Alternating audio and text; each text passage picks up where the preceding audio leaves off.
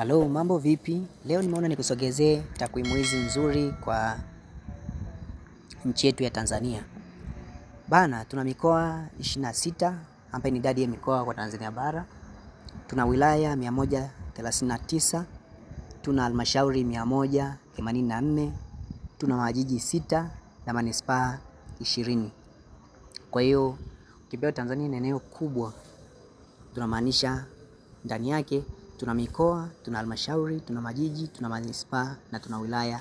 Mikoa 26, wilaya 139, halmashauri 184, majiji 6 na manispaa 20.